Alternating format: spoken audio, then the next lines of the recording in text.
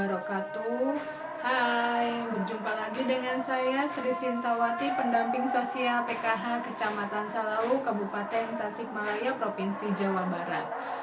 Pada kesempatan kali ini saya akan coba mempraktikkan simulasi pada modul 3, yaitu pencegahan dan penanganan stunting melalui pemenuhan kesejahteraan ibu hamil. Nah, pada modul 3 ini saya akan mencoba membuat simulasi pada sesi 4, yaitu mendukung ayah dan ibu untuk memberikan stimulasi pada janin. Nah, oleh karena itu, mari kita simak video berikut ini. Sekarang kita diskusi, saya bagi menjadi 2 kelompok saja. Yang akan kita diskusikan, Bu, yaitu kita berdiskusi tentang bentuk-bentuk stimulasi apa yang bisa dilakukan ayah dan ibu kepada janin dalam kandungan. Oke, saya bagikan ya kertasnya. Nanti ibu dan bapak isi di kertas ini. Oke. Nih, silakan. Kalau ballpoint bawa ya. Biar tidak saya suruh. Ya, oke, silakan. Bisa dimulai, waktunya 3 menit ya, Pak, Bu. Baik, sudah 3 menit. Ayo sekarang kita kumpulkan. Ya, ini kelompok yang kedua, ini yang pertama. Itu kita coba tempel ya di dinding biar kelihatan sama anggota yang lain. Kait. Ini kelompok 1. Terus ini kelompok 2. Coba kelompok 1 dulu jelaskan hasil diskusinya. Oh ya, di sini stimulasinya dalam bentuk sentuhan. Sentuh ya kalau di sini. Iya, nggak apa-apa. Sentuhan. Jadi kegiatan itu sering menyentuh janin yang ada dalam kandungan dengan lembut agar janin merasakan sentuhan orang tuanya dan merasa tenang dengan sentuhan tersebut. Oke. Lalu kelompok 2 ini bentuk stimulasinya berupa suara, ya. Sering memperdengarkan nyanyian, lagu, atau puji-pujian, sholawat yang dapat menenangkan si janin dalam kandungan. Juga diajak ngobrol dan dibacakan dongeng. Oke, ini udah bagus sekali, ini sangat bagus. Berarti ibu. Nah, di sini bentuk stimulasi berdasarkan usia janin. Usia kandungan trimester pertama, yaitu usia kandungan 1 sampai 3 bulan. Iya.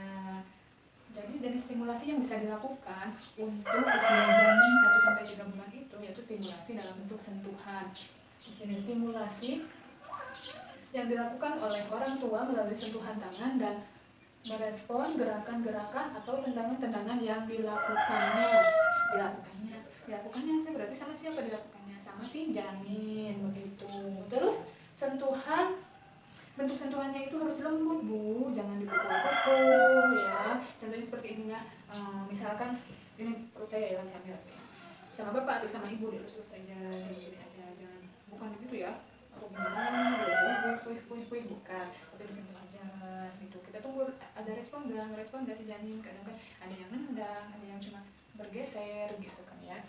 Terus kehadiran ayah sangat penting untuk memberikan dukungan dan stimulasi kepada janin dan ibu hamil.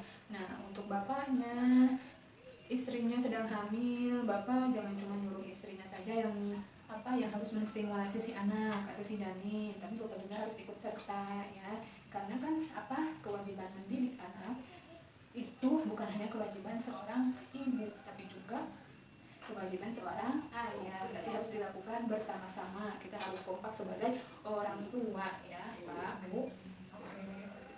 Terus trimester kedua nih, udah masuk trimester kedua, 4 sampai 6 bulan. Yang dilakuinnya apa? Stimulasi suara. Jadi janin usia 14 sampai 27 minggu sudah bisa mulai mengenali suara-suara yang hadir di sekitarnya. Contohnya seperti apa? Ketika kita sedang ngobrol dengan pasangan, ngobrol dengan tetangga, si janin sudah bisa mendengarnya ternyata ya. Jadi berarti kita harus mendengarkan yang baik-baik. Kita harus ngobrol dengan tetangga, dengan suami tentang hal yang baik, begitu ya, Bu. Lalu Kemampuan dalam pendengaran, kepekaan perasaan mulai berkembang, sehingga janin harus diberikan stimulasi sesering mungkin. Jadi harus semakin sering nih, karena udah masuk trimester kedua nih, berarti kita bisa menerapkan simulasi sentuhan dan suara. Jadi nambah nih bentuk stimulasinya karena udah masuk trimester kedua gitu. Sambil disentuh, sambil kita ajak ngobrol, atau seperti tadi diberi nyanyian, lagu-lagu rohani, atau lagu klasik, atau sholawat, seperti itu ya. Banyak pilihannya, atau hanya diajak ngobrol. Yang ngajak ngobrol itu, yang ngajak bicara itu bukan hanya si ibunya, tapi juga ayahnya. Ayahnya sambil ngelus-ngelus perut ibunya, sambil dekatkan kepala ke perut ibunya, terus ngajak ngobrol si janin. Ya. Oke, yang selanjutnya trimester ketiga nih, trimester akhir berarti ya udah mendekati hari kelahiran yang 7 sampai 9 bulan. Stimulasi yang bisa dilakukan itu stimulasi cahaya dan suara. Sebetulnya bisa dilakukan tiga-tiganya, stimulasi sentuhan, suara, sekarang ditambah dengan cahaya. Kok ada cahaya? Nah, jadi si janin usia 22 minggu. Kalau 22 minggu itu berarti berapa bulan? Nah, itu 7 sampai 9 bulan. Janin usia 22 minggu sudah dapat membedakan situasi terang dan gelap. Jadi si janin udah bisa ngerasain kok terang ya. Nah, caranya itu ini siang gitu ya. Oh, ternyata ini siang gitu. Ya. Jadi, dengan stimulasi cahaya itu dapat merangsang penglihatan janin. Terus termasuk pembentukan sel-sel otak yang sedang bertumbuh agar dapat berkembang dengan optimal, sehingga anak memiliki tingkat kecerdasan yang optimal. Itu dari keunggulan stimulasi cahaya. Sebenarnya semuanya. Jadi si janin yang diberikan stimulasi secara rutin dan sering itu bisa pertumbuhan otaknya, pertumbuhan sel-sel otaknya bisa lebih baik daripada janin yang tidak diberikan stimulasi sama sekali, atau jarang diberikan stimulasi oleh ayah dan ibunya atau orang-orang di sekitarnya. Nah, bentuk stimulasi cahaya itu bisa dilakukan kalau ibu lagi berjemur di pagi hari, arahkan perut kita atau kandungan kita ke arah cahaya matahari. Atau bisa juga dengan menggunakan senter nih Bu, tapi jangan senter HP ya, harus senter yang biasa, yang di charge atau yang pakai baterai gitu. Nah, arahkan ke perut kita, bagaimana responnya? Nah, itu yang kita perhatikan ya Bu, seperti itu. Nah, jadi ini adalah bentuk-bentuk stimulasi berdasarkan usia janin. Oke, sudah mengerti ya? Ya, alhamdulillah kalau sudah mengerti. Jadi ini kalau sudah mengerti jangan cuma dari sini buruk, ubar pokok, tapi ketika ibu dan bapak pulang dari menghadiri P2K2 sebagai KPM PKH, coba dipraktikkan, diterapkan dalam kehidupan sehari-hari. Kalau misal kata ibu atau kata bapak, istri saya lagi gak hamil, Bu, atau anak saya gak hamil, saya juga gak hamil, gak apa-apa. Siapa tahu ada tetangga ibu yang sedang hamil, atau saudara bapak yang sedang hamil, ya bisa disampaikan ke orang tuanya, ke suaminya, atau ke ibu hamilnya itu sendiri untuk sering-sering melakukan stimulasi. Tetap yang diingat harus disesuaikan dengan usia janin yang dikandung gitu. Nah, sekarang kita ulangi lagi Bu. Jadi stimulasi itu apa? Kegiatan memberikan rangsangan kepada janin dalam kandungan baik berupa suara, cahaya maupun sentuhan.